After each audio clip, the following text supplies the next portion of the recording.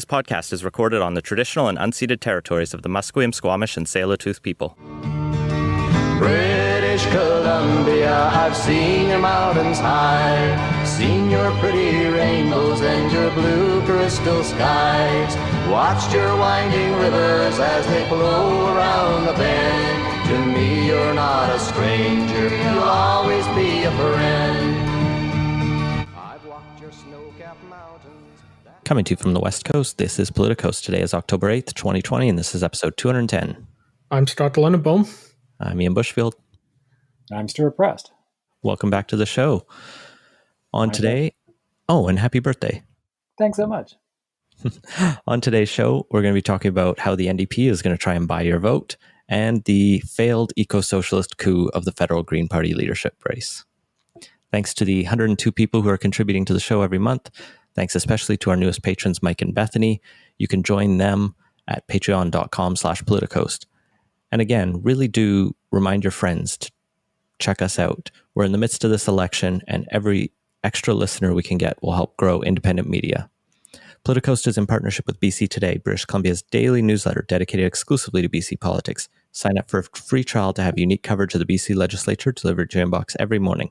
Listeners to Politicos enter the offer code CITIZEN for access to a special rate. For your free 2-week trial of the newsletter, go to politicstoday.news/free-trial. And this past weekend, we were on the Dave Berta podcast. So you can go to daveberta.ca and listen to Scott and me talk about the BC election for Albertans. It's a 101 level crash course. It was fun.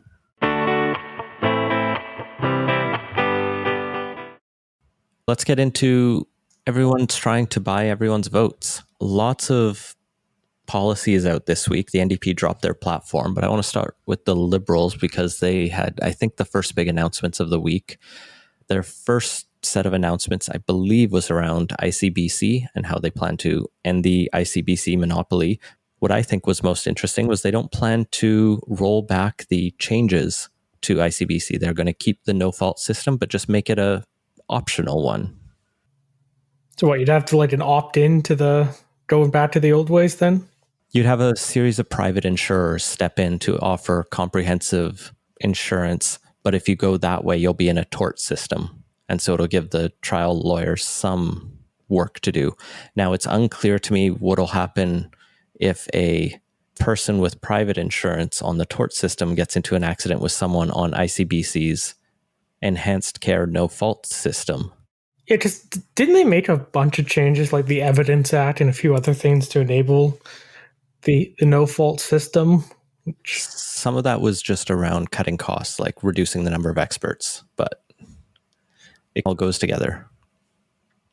Ultimately, it feels like ICBC doesn't survive long under this kind of proposal. But I think there are some other provinces with partial public systems.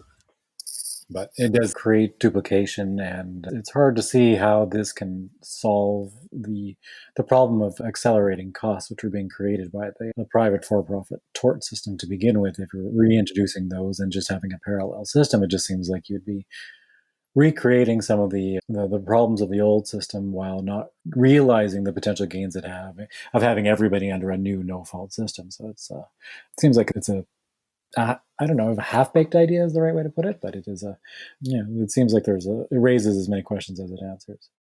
Yeah, there are definitely provinces that work well with just a market insurance system.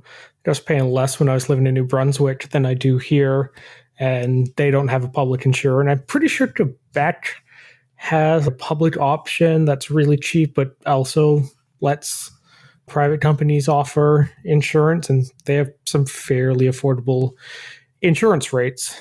It can work, but there's so many details in there that I'm not convinced the Liberals have really thought through and prepared. It's one of those situations where we haven't even really tested out the tinkering and overhaul that's being implemented right now. I'd almost want to give it 3 to 5 years to see how the NDP's major reforms work out before we go. And also we'll add this extra layer of complication to it. The Liberals' policy is the free market coalition, and so they'll present a more free market solution here. where they will need more. Go ahead. I was going to say, I think that's a theme we're going to come up with a couple of different times when we discuss the different elements of the liberal platform. It's about trying to enable choice and not necessarily trying to create systemic solutions to challenges. And I think seems like that's a repeated divide between the two parties. Well, where people will need lots of auto insurance is on the giant George Massey bridge to replace the tunnel that the Liberals have resurrected once again as part of their massive infrastructure pitch. Yeah, so earlier this week they announced a big, I think, Rebuild BC is what they called it, infrastructure plan, adding basically $8 billion to the existing infrastructure spending plan. Most of it going to transportation, but also spread out across education, healthcare, trying to build out the infrastructure for all of those sectors as well. So yeah, overall it would be a $30.9 billion plan.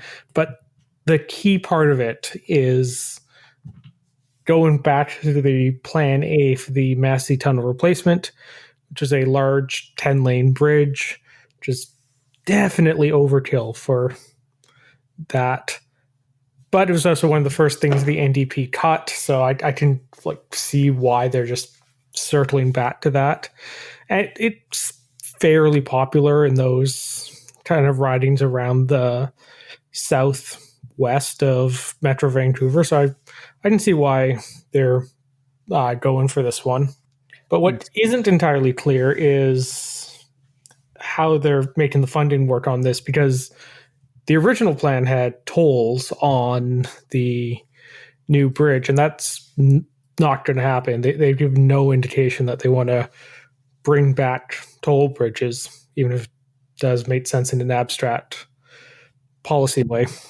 We're seeing here and a number of different policies from the Liberals. I think this is another theme we can talk about, how there's a willingness to propose bold solutions that are the details are not fully fleshed out. It's not clear how it's going to work, whether we're talking ICBC, whether we're talking a Massey bridge, or whether we're talking a referendum in Surrey regarding policing. It seems these things are triangulating around an idea of really trying to articulate a difference from the NDP, trying to really focus in on a couple of key ridings, and a number of those are going to be south of the Fraser. And I think that's a repeated theme here, where BC really is such a regionalized electoral map, and a lot of the election is going to be decided there. So we see on front after front that the Liberals are finding ways to try to really zero in on a narrow cross-section of voters. On the detail front, that's actually part of their pitch for the Massey Bridge, is that all the work was done. It was nearly ready to break ground right before the last election. So this one can actually get spun up pretty quick, because all the environmental assessments and a bunch of the engineering work is being ready to go, and the plans are sitting there ready to be dusted off. How much of that sand is still there along Highway 99?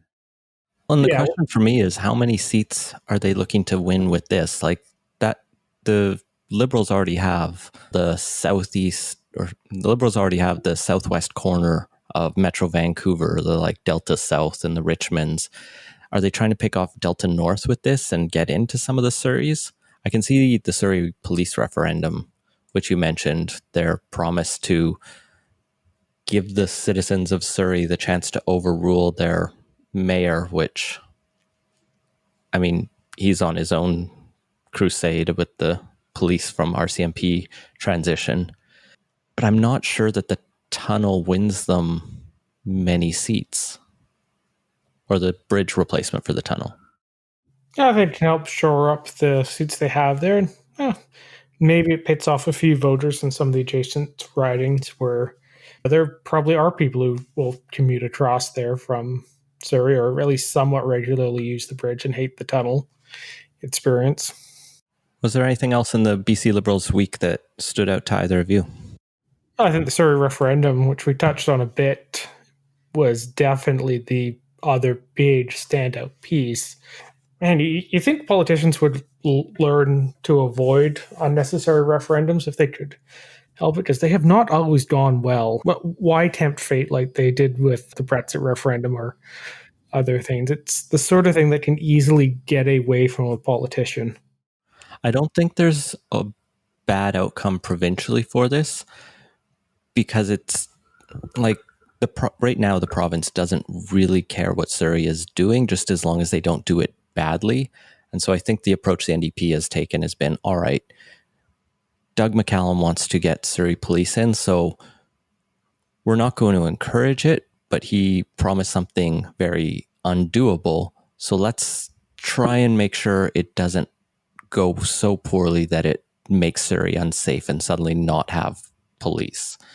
Even with the Liberals, if Surrey votes for sticking with the RCMP, that's fairly straightforward. If they go to endorse the Surrey Police Department, that's also on them. So I don't see the political risks from a referendum for the province.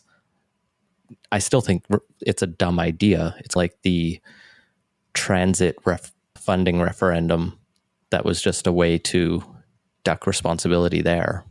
Yeah, I think part of the issue here is, again, looking for ways to differentiate themselves from the NDP, and also looking for a promise they can make to tap into real voter frustration. And so this policing issue is a ripe candidate, and I think we see this on a couple of other issues that we might want to talk about. But the Surreyites, I believe is the term, were willing to endorse Mayor McCallum and his plan to move to a municipal force, but as that process has unfolded, the level of frustration in Surrey is rising over it. It is a increasingly unpopular move, and there's complaints regarding the level of consultations that have unfolded along the way.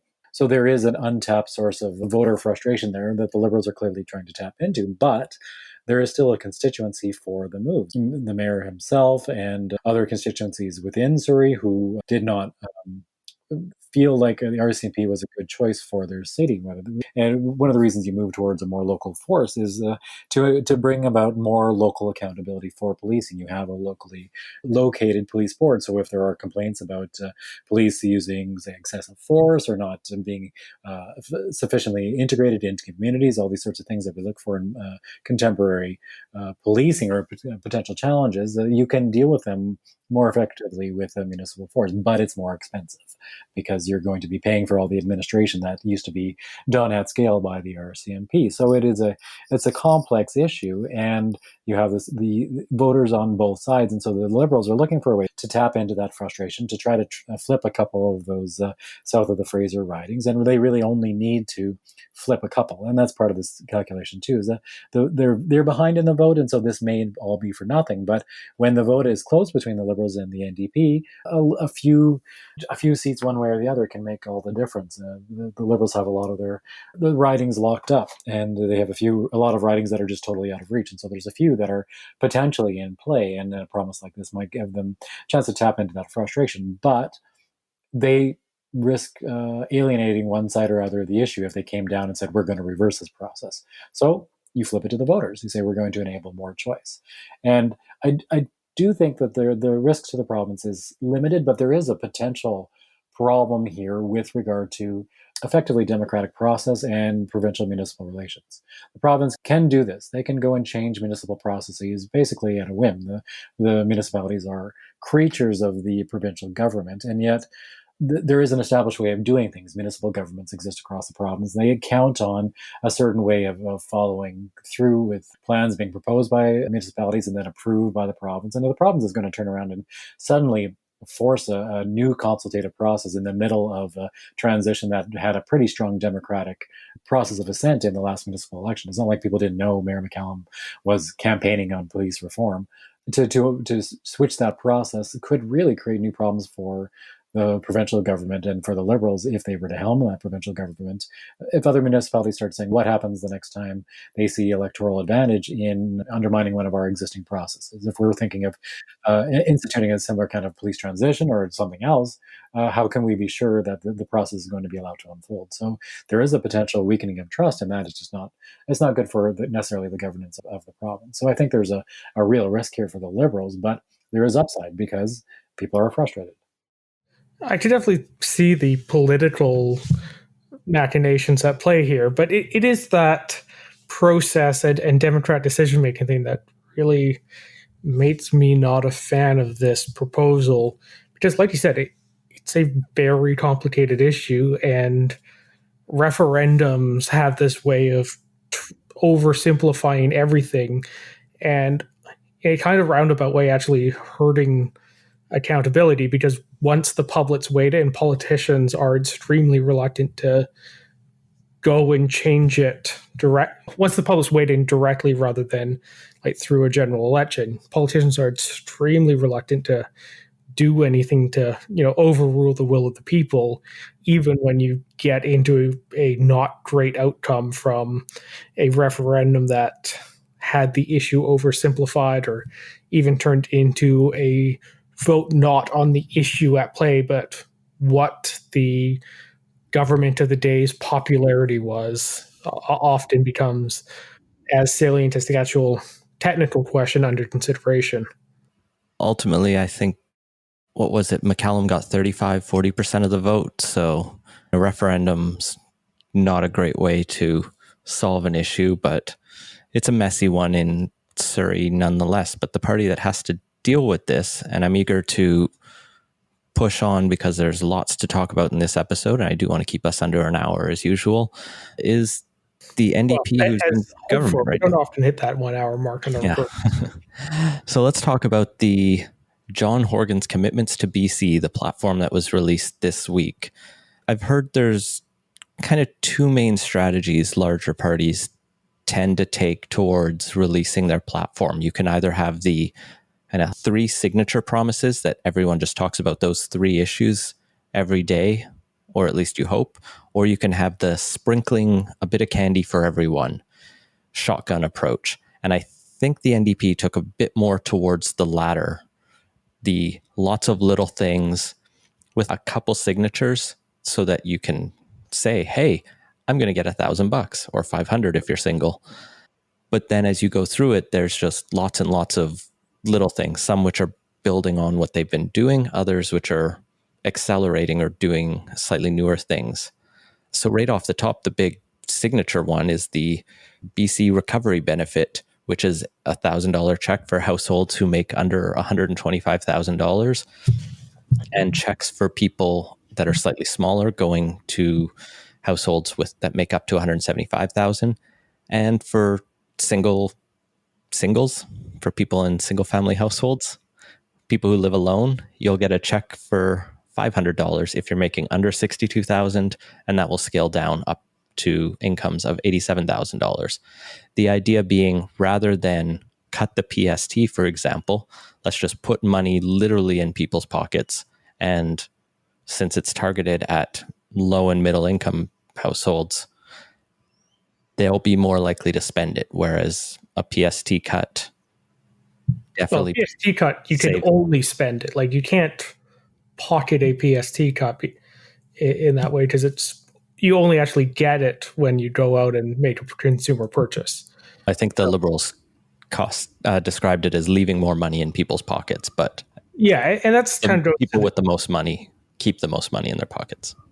We touched on the PST thing last week, so I won't belabor the point. But yeah, this really is, I think, a case of kind of each of the parties defaulting to their kind of natural predilections, because yeah, this is basically just the flip side of the Liberals' PST promise, but inflected the way the NDP likes to do things, with cutting checks rather than leaving less money collected in the first place.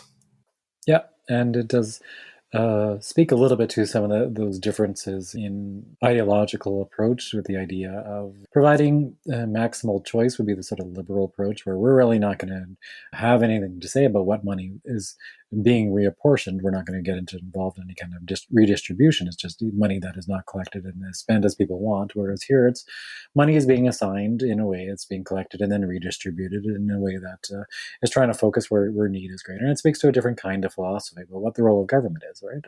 The BC Liberals are a little more of that sort of classic liberal, trying to keep government smaller, even if it means that we're going to pay less attention to redressing what are some of the perceived inequalities or problems in society. So it's just basically saying we're gonna give it up to people to decide what's going to happen, and we're not going to get involved beyond that. Where the NDP is trying to redistribute and adjust for need, but those numbers it's worth mentioning that families up to $175,000 are going to qualify for some level of relief. That's a fairly big number, and so it is assigning money where there is some need, but maybe not that much need, to be honest. And so there is a clear electoral calculus here at work. And so a friend of mine from Alberta compared it to Ralph bucks in the heyday of the Alberta Ralph Klein government. Just money going out to people, and in a way that it predisposes them towards the government. The situation is obviously quite different here. We're talking about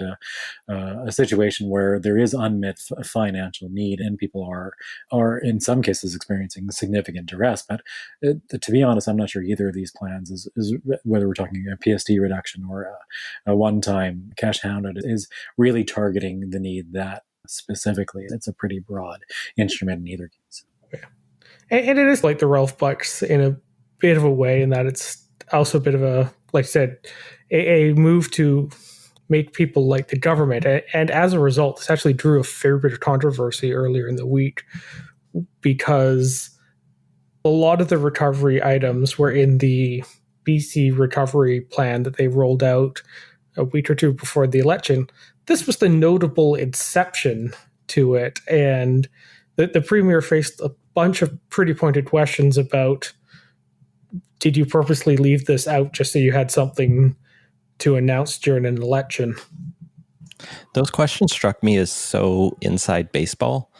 Like, I think people were expecting each of the parties to roll out things above and beyond what the government had announced beforehand. And this obsession with, are you just politicking with the money? They're going to do that no matter what. And everyone gets that. Yeah, there's always a certain amount of politicking with these sorts of things, but I think it does have a little more salience than the questions that always get asked anytime a government just cuts a bunch of checks, precisely because the government at the time was they were making noises about it. They weren't actually in an election. They were kind of playing coy about the lead up to an election. And that's a little different than, just a normal stimulus check. So there's lots of other items in here. I think one of the things I want to pivot to first, though, since it's related, is what wasn't fully in here was a commitment to do basic income, because I think that would have been a more longer term program than just a one-time $1,000 or $500 check.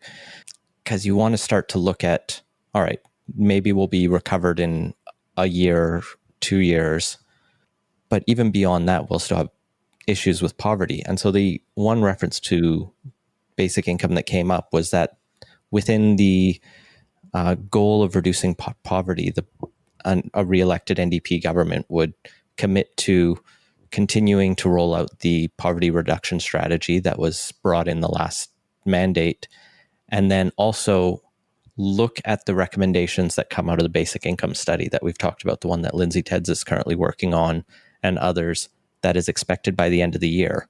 So it wasn't a commitment to fully adopt that, but they would definitely at least read it. I like to think that they'll take Do you think reading reports that you commissioned would be the sort of thing that goes without saying? Well, history suggests that there are any number of reports prepared for government that never see the light of day and perhaps never do get thoroughly read. I mean, it's, if you take them at their word that they're going to take it under advisement, it's something, but it is the very notion of not even of cheap talk, but cheap read, as promises. Well, I'll give them credit for committing to read this one before acting, as opposed to the last TEDS study that they commissioned on how to pay for the abolition of the MSP premiums, which they had commissioned that task force to write a report, and then they just decided to implement an employer health tax and didn't wait for the release of that report. So credit for waiting on this. Back to the platform, though, the other big headlines are free transit for people under 12, children and youth. This is something that some cities are starting to look at and move towards. Some are actually looking for up to 18, but this would be BC-wide through TransLink and BC Transit, and I think would be a great step towards really getting more kids and families onto transit. Because if you're suddenly saving 10 to 15 bucks for a family on a round trip or more, it starts to help on the cost of going to things like Science World. Mm-hmm. It's a good start. It'd be great if that number was even a little higher. So if you get it, a key thing here with this kind of stuff is establishing habits. And if you were to take it up beyond the age of 12, when you're at the age of 12, it's still parents making the choice. But even if you go up to about 16, some kids, we've gone through that discussion about what age is okay for kids to go on the bus. But by the time you hit age 16, say, most kids are making decisions for themselves regarding transit and moving around the city. And so if they're building these habits of using transit and making that decision for themselves, that's where you could really build up a user base quickly. And I think a commitment to fund to age 12 is a good first step, and that'll help families. But if you go just that extra measure, then you can start to change habits. The experiences that we have, research is pretty clear on this. Political experiences, other experiences you have in those late childhood, early adult years where you're experiencing the world as a responsible individual for the first time can really lay down habits for the rest of your life. I would encourage whichever government is elected to do that and even go above and beyond. Yeah.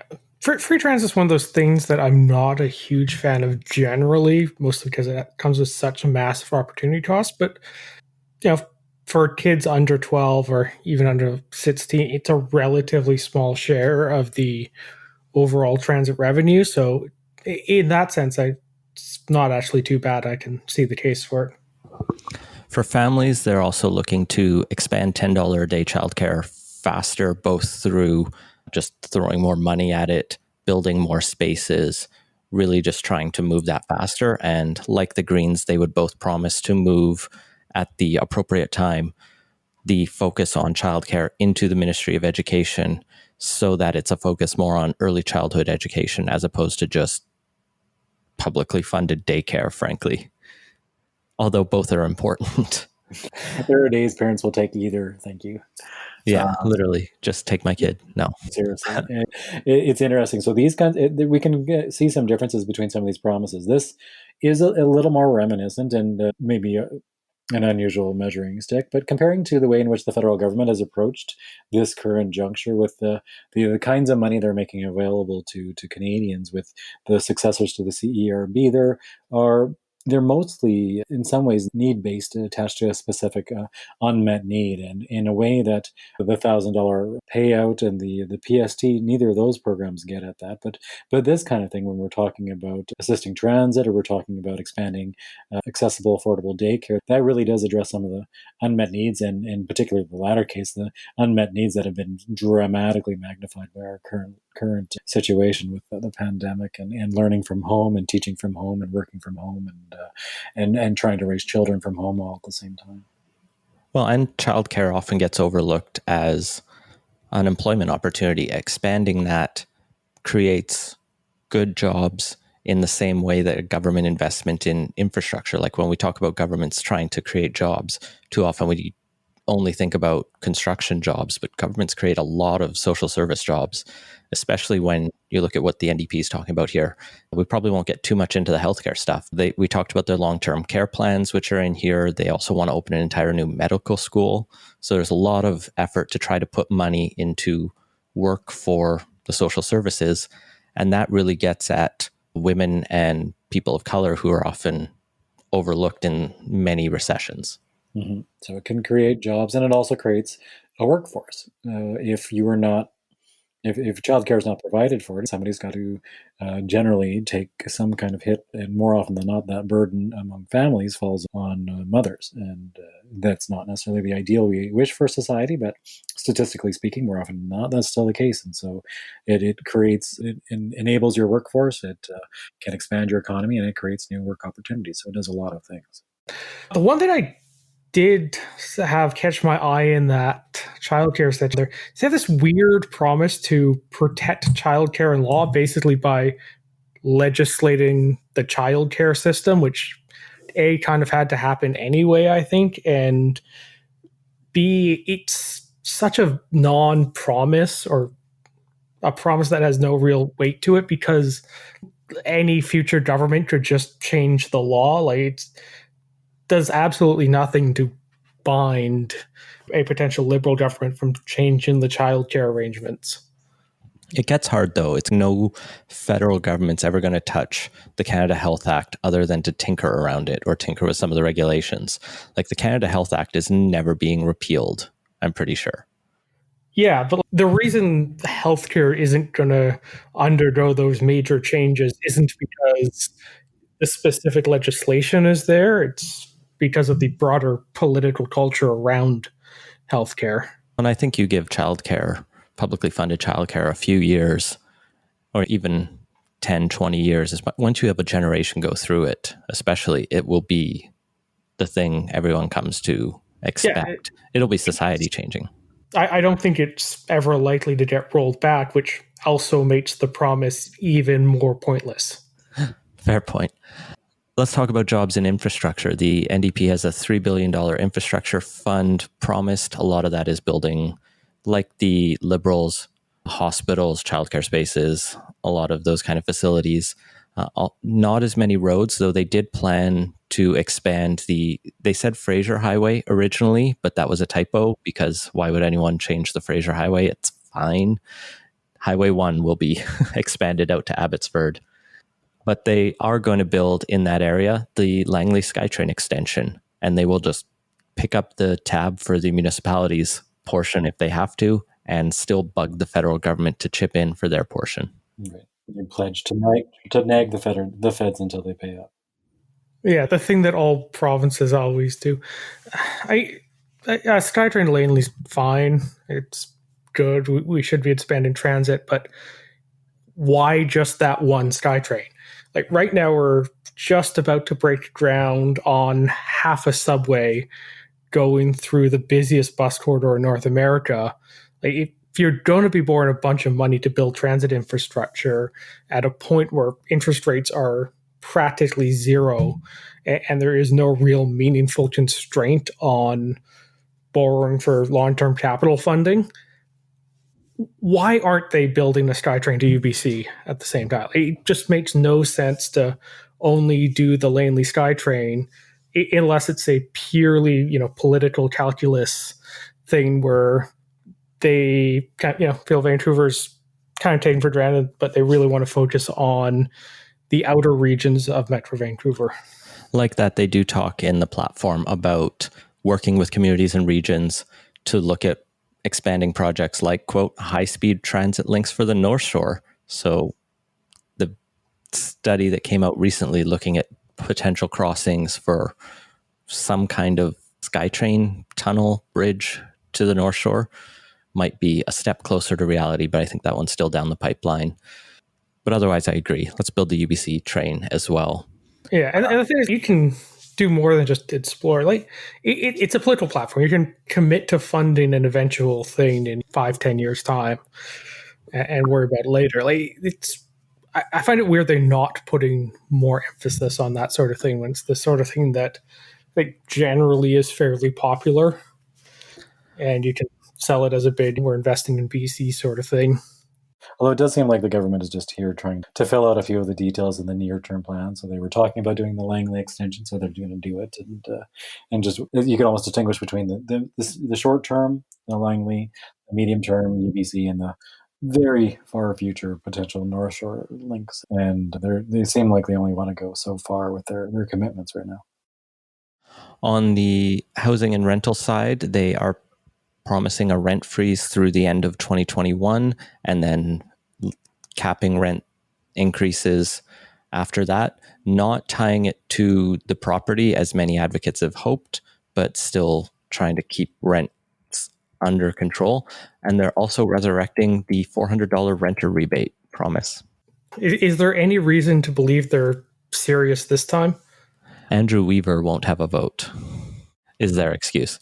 I think realistically, they can get it through. It wasn't in CASA, and giving renters $400 isn't that hard. I believe the rent freeze. They last time they basically just quietly let it die with no fanfare, and I'm not convinced they're actually any more serious this time. And on the rent freeze side, okay, maybe I can kind of see it in a pandemic. It's not the worst idea. What I am really concerned about, though, is that it becomes one of those things that just gets continually extended, and then you're actually in a really bad situation where you have a full-on, pretty hardcore rent control situation, which would drastically cut the actual amount of new rental construction, which is something BC is needed for a long time, has only barely started to produce and has a multi-decade backlog on. They are committing to building a lot, or continuing to build a lot of new housing, both through the programs they've already had as well as additional. Yeah, the only other thing, there's some, it's just not particularly scalable if you're having to fund it all through the government.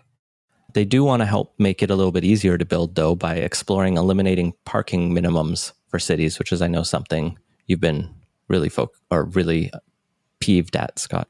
Yeah, no, this is just a good promise. So parking minimums are requirements in various city bylaws that say you have to build so many parking spots per unit of housing or per bedroom or per 1,000 square feet of restaurant space. Every city has a slightly different one. And what the end result is, construction costs go through the roof.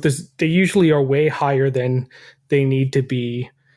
And it just incentivizes driving pollution, increases costs. You're having to, buildings just get a lot more expensive, not just because you have to build a parking lot, because you now have to dig large parking structures. And overall, it's just not a good set of policies. There's a great book on the subject called The High Cost of Free Parking, which just like absolutely goes through every argument for them and completely debunks it. And overall, there's just not any real good evidence that the parking laws that exist have any actual connection to real parking demand. Yeah, that's great to get rid of these. I wonder why that's like the only thing they're jumping into on that. I think there's a hesitation natural at the provincial level to overstep your bound into municipal realms. Like, I get that municipalities don't exist in the Constitution, but they've unwritten come to hold certain powers, and overstepping without clear public mandate for it is needless controversy. It's like the risk Stewart was talking about on the Surrey Police referendum. Now, I'd be all for an overview and review of the community charter, but I don't know that we're there, sadly. It's a bit like... And maybe not yet. Yeah, it's a bit like... Sorry, go on. I was just going to say, it is a little bit like a municipal provincial version of the challenge of amending the Constitution federally, right? Where you open up something like the community charter, anything anyone has ever complained about or wanted to change could be on the table. And so when we talk about those kind of broad spectrum of changes, there's often a resistance born of concern about creating new problems, unintended consequences, and new unmet demands. As soon as you move to engage in that kind of broad reform, you'd want significant consultation, and you may end up with more people frustrated by the process than satisfied. So I expect this is one area where progressive politicians and more conservative politicians are all going to be small c conservative in terms of being resistant to radical action just for fear of unintended consequences. So the one other thing that I just want to mention that I found really interesting about the parking minimums promise was how they actually phrased it in their platform, which says, by bringing down costs for developers, we can bring down the cost of housing for people, which is true, but it's a very kind of like uber-centrist, technocrat economist way of phrasing it, which seems really out of step with the NDP overall. I definitely noticed that. Yeah, it's the type of thing I would say, but I am very much not an NDPer, so it's interesting they chose to phrase it that way. There's so much more we could talk about. There wasn't a lot new on climate. It was largely just building on Clean BC, so I won't touch on that. There was a couple other things where we mentioned before ask Ottawa to do things. Well, they're going to press Ottawa to decriminalize drugs, and they're going to press Ottawa for pharmacare, even though there are things they could do on both of those, especially on pharmacare, which is a provincial issue. But on the overdose epidemic, they did talk about expanding police powers in a few ways that I think will upset many of the harder NDP base when they talk about going after drug dealers. And they didn't quite follow the Liberals' tact of making sure there's a cop with every mental health professional who's going to check up on people. The NDP did talk about continuing the Police Act Reform Committee and following through with those recommendations. So hopefully we'd see good things come out of that. But I think there was still there needs to be a bit of the law and order on the other side of the harm reduction approach to tackling the overdose crisis. I'm afraid to talk now because we have so much left on the list. Oh, and they want to add contraceptives to MSP, which is a friend of mine, Teal, who I've worked with through the Humanists. It's one of his side campaigns has been to see that specific promise enacted. And now that it's in the platform, he's overjoyed that he has achieved one specific thing. It is. And it's a good thing.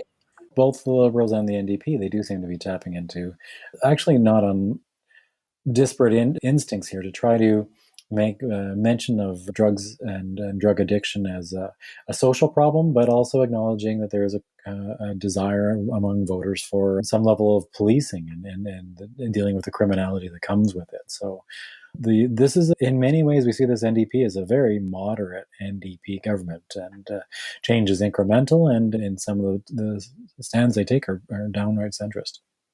I take a bit of exception to how CBC's Vote Compass positioned them, which was dead center on the socio-political or socioeconomic political compass, literally dead center. But maybe that's what they were thinking. The CBC Vote Compass has never been particularly great at placing parties. Turns out the company that did the mydemocracy.ca, what kind of electoral system are you? The thing where it tells you you're a Hufflepuff or whatever, and therefore want peer. Yeah.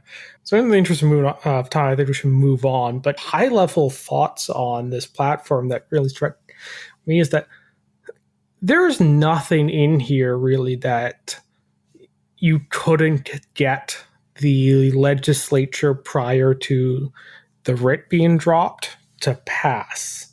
Maybe one or two things Andrew Weaver might get a little ornery about, but overall, this was very much a set of policy agendas that could be advanced throughout the upcoming year with the Green Party's support. I think it's the way I see it is it's what the NDP had been doing over its past 3.5 years, but with the foot a little heavier on the gas, partially because of COVID, but also because they want to be quote unquote free of the shackle, or to have the full power. It all feels a little more accelerated. There wasn't any talk of revenue in here. It's just a spend platform. For the numbers, it's an additional 2.2 billion to 2.8 billion in each of the next 3 years, bringing our deficit up to 15 billion. There's no new revenue, which was weird.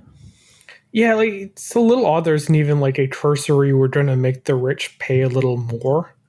Yeah, I wanted to see a wealth tax or something. It just isn't up your add a percentage point on your upper bracket of your income tax or something. Yeah, that's a little noticeable for its absence. But there's nothing in here that really tells me you need to fight an election to actually get this done. Mm-hmm. It is interesting. We're not going to spend too much time talking about the provincial Greens, but if anything, they are to the left of the NDP on a number of these issues. Sonia Furstenau was talking about things like a 4-day work week and free childcare on the hustings. And so this is, I think the point is well taken that the NDP would have had support for this from the Green Caucus, at least the new leader. So it does shine a spotlight on the fact that this is a political document, and it is a political exercise. The NDP saw their shot and they took it, and so far the polls are backing them up in that choice. Speaking of the Greens, let's pivot quickly to run through a couple of their announcements this week. They put out a plan for community self-reliance that focused quite a bit on local food production, changes to forestry, climate change and resiliency and adaptation. That pretty much standard fare for the BC Green Party. So I don't think there's too much that's particularly noteworthy for that. There was a plan to support tourism in the small business. This would include a $300 million rent subsidy for small business over the next 6 months, and just some efforts to retool grants for small tourism and especially nonprofit tourism operators. So again, kind of fits with the Green brand. But it's also fairly similar to what the other parties are proposing. There isn't just a huge amount of daylight at all between any of the three main parties on support for tourism. Like, it's all the fine details. And small businesses, man, do they all love small businesses.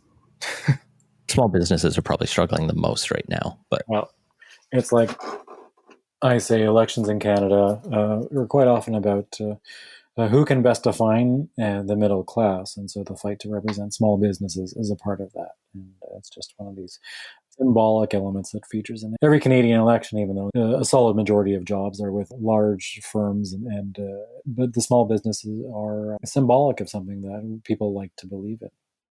And Stewart teased it already, the Green plan to support young families and a comprehensive early childhood education and care program is arguably more ambitious than the NDP's. They would give up to $500 a month for stay-at-home parents with children under 3.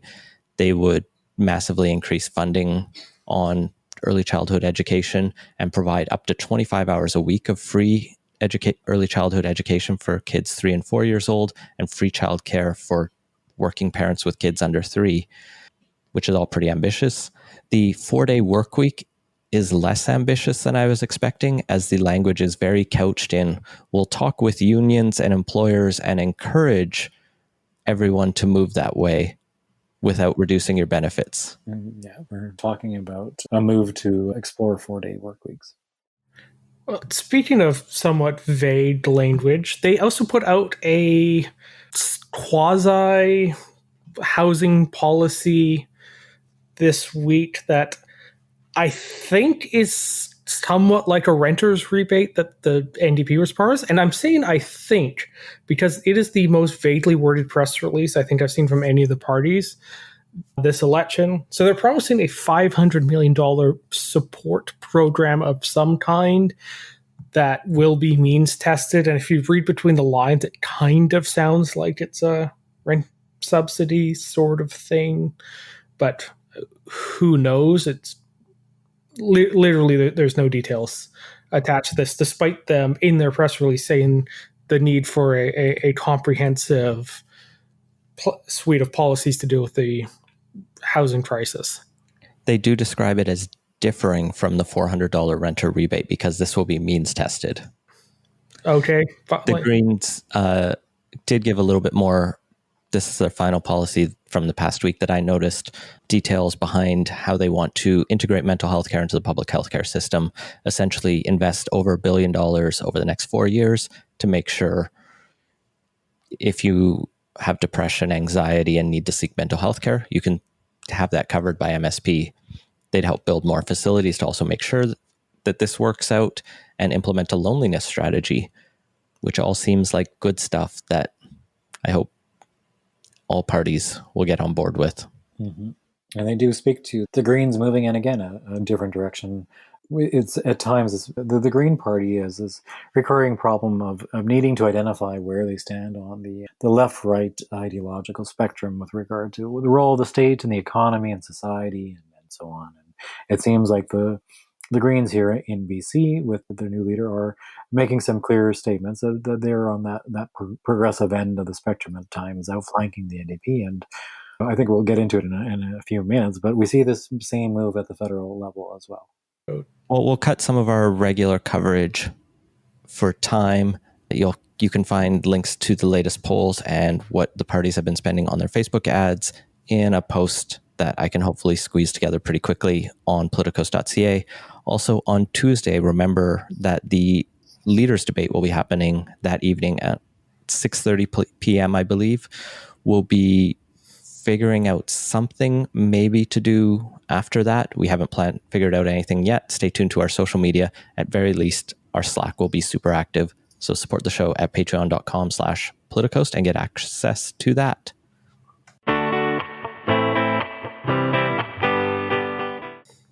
Let's move on to our second and final segment for tonight. Annamie Paul wins the Green Party leadership race. So this past weekend, the Green Party, the federal Green Party, which also had a leadership race ongoing, had their vote and elected a new leader to replace Elizabeth May. So, Toronto-based lawyer Annamie Paul ended up winning the leadership of the Green Party. Stewart, you did a bit of looking into this for some of your media hits in the past week. Why don't you walk us through what was the lineup for this race? What was the major contention, the fault line at play, as it were? So it is interesting because this is a race that has been flying somewhat under the radar, given that there's a lot on the radar these days. And given the pandemic circumstances, it's been mostly an online campaign. And yet there is some fascinating things happening in the Green Party. We saw, just as I was hinting at a few minutes ago, this is a party that is seeming like it was in a debate regarding what kind of progressive party it wanted to be, but it seems like most of the leadership hopefuls were opting for either more progressive or much more progressive as options, and it was a real divide between the progressive wing of the Greens, I should say, and some candidates who are undoubtedly belonging to the eco-socialists. It was a term that came up for at least one of the candidates, and so that expressed itself in the final two standing in the race, Annamie Paul and Dimitri Lascaris. And so we saw some of the other leadership hopefuls lining up on one side of this divide or the other. But it was pretty marked. And so that some of the issues would be on, say, passivity and responses to police violence. And so Annamie Paul had a stand that this was an important issue. She is fairly recent convert to partisan politics. Much of her political activity prior to this was focused on nonpartisan advocacy and assistance for representation in visible minority communities, encouraging members of visible minority communities in Canada to step forward and get involved in politics. And so she acknowledges important issues regarding policing, but her stand was essentially that defunding the police is a step too far. We need to look at enhancing some social services, but there's also a role to play in police. And other candidates were attacking on her on that point in the debate that position wasn't going quite far enough. So it was a fascinating potential transformation that ended up in a somewhat moderate place, but I think it's pretty clear it's still to the left of Elizabeth May, and that's interesting because Annamie Paul won the endorsement of Elizabeth May, and yet I think it's fair to say Paul is to the left of May, where May will look to cooperate with the Liberal Party, as an example, quite often in the House in past years. Paul announced unequivocally that the Green Party would not be supporting this recent throne speech, and the reason cited was that it had to do with the environment, but it also had to do with insufficient attention to issues like long-term care and to income for guaranteed income and things like this. So there were strong statements from the party and moving in a direction that the party is going to stand for things of an economic nature, and it wasn't just defined by asking the question about environment. It was providing answers on other fronts. Yeah, Paul's win was rather historic in many ways. I heard it phrased very specifically that I think she's the first Black person to win the leadership of a party. There was one interim leader in the past who I have not figured out who it was, who was Black. She's also the first Jewish federal leader, I think. I'd heard it was a Bloc interim leader, but I actually haven't looked into it. It is certainly true. She's the first Black woman Jewish leader in Canadian history, and so it is I think it's a thing to celebrate in Canada, just generally to see leadership of a federal party embracing Canada as it currently exists. So often, leaders from many parties have been white and male, and quite often lawyers. And so Paul is a lawyer, but still bringing vastly different experiences, so an understanding of issues, say, facing recent arrivals to the country. So she is the daughter of immigrants to the country, and so she can speak to that experience. And so she is will, I think, bring a different and welcome perspective to Canadian politics in the next federal debate. Obviously, she's got her hands full with the politics of the present moment and running for a seat in Toronto Centre. I think that's going to be an uphill climb for her. It's the seat vacated by Bill Morneau, but it's an area that the Liberals have historically done quite well in. So it's not going to be an easy path for her to prominence in Canadian politics, but I certainly wish her well. Yeah, I definitely want to come back to that by-election, but in the circles I was following, there was a lot of discussion around the eco-socialist side, where you had some of the other candidates like Miriam Haddad, and to a slightly lesser extent, possibly Amita Kuttner, who we had interviewed on this podcast, the one candidate from BC, who filled that same realm. And if you look at the raw vote numbers, they don't fully all go to Dimitri, though clearly the majority of at least Miriam's votes go to him. And it just keys to me one of the issues of vote splitting. Like, they have a ranked ballot system, but vote splitting still happens in that, because you never have this perfect efficiency of votes moving from one to the other. And so when you have people competing in the same lane in a multi-candidate race like this, you can still hurt each other. It was just an interesting little case example for that. Also, I love that they had a none of the above option, and 36 Green Party members voted for none of the possible candidates. They're the most Green Party thing ever. So did you want to talk a bit about the by-election, or? Yeah, so let's pivot to that. So before we pivot into what happens next, I do just want to mention, it was Vivian Barbeau, the leader of the Bloc Quebec War on an interim basis in 2011, who was the first Black woman to lead a federal party. Okay. Oh, can we circle back to the divide between the eco-socialist wing of a party and a more moderate view, and the question of whether in a ranked ballot leadership race do candidates help or hurt one another? One of the interesting sort of side events in the leadership race was that Miriam Haddad was actually fairly briefly kicked out of the race for allegedly endorsing another provincial party in British Columbia, other than the Greens, and that was the Provincial Equal Socialists. And after she was removed from the race, she actually won the support of a number of the other leadership candidates, including Amita Kuttner and Dimitri Lascaris. And so it's an interesting sort of insight into the ways in which the ballot system can really make a difference, because I think you're right that candidates in similar lanes can hurt one another, but they can also help as well. And so having multiple voices on that end of the spectrum within the party, I think both Kuttner and Lascaris saw a value in having that. And they might have just on principle wanted to see someone that they agree with back in the race. But that's a fascinating snapshot of the divide in the party and how things can get heated, and also how alliances can form within this form of ballot, where having more people saying similar things can add credence to a message, and you might see temporary alliances and potentially long-term alliances among the different candidates. One of the things that was actually happening this evening was Haddad and Lascaris were hosting an online town hall about the future of eco-socialism after this race. And so it'll be interesting to see where the people, because I know there was a contingent that joined the Green Party to go and vote for these specific candidates, and whether they stick around and try to influence policy within the Green Party, or whether they abandon ship en masse, will be something to watch, whether it moves the Greens further left, or whether that contingent, which clearly wasn't big enough to win the Green Party leadership race.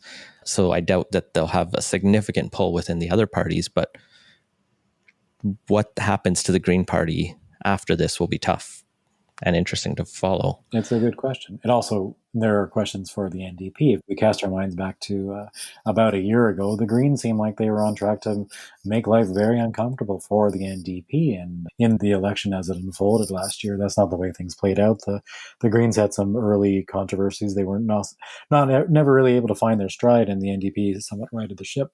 But it could be down the road that a more forcefully progressive Green Party could create new problems for the NDP. So Paul wants to win the seat in Toronto Centre, and Elizabeth May believes everyone should let her have it, it turns out. Yeah, they're not going to let her have it. And this is a long-time Liberal stronghold of a seat.